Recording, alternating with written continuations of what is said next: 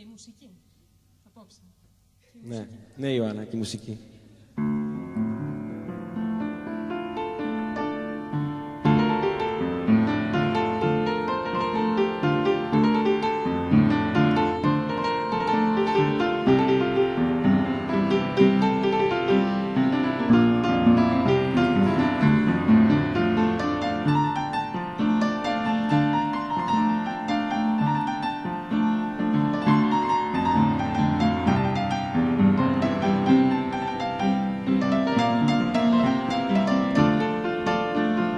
Θα θέλα μια νύχτα στο ανέμου το νησί, να βρεις κάτι σμήρα στο ψεύτικο κρασί, εκείνο που σε βγάζει απ' την παγωνιά, να το πιω και να φύγω μακριά.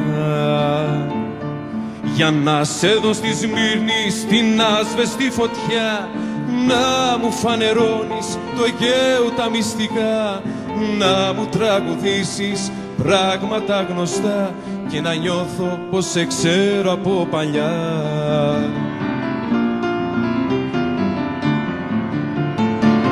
Τι είναι αυτό που μας ενώνει, μας χωρίζει, μας πληγώνει? Είναι ο χρόνος που τελειώνει και ξανά μένουμε μόνοι.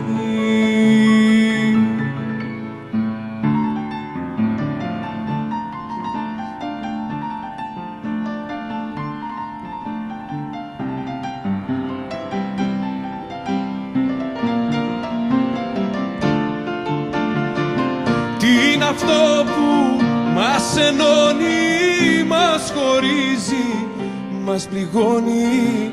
Είναι ο χρόνος που τελειώνει και ξανά μένουμε μόνοι.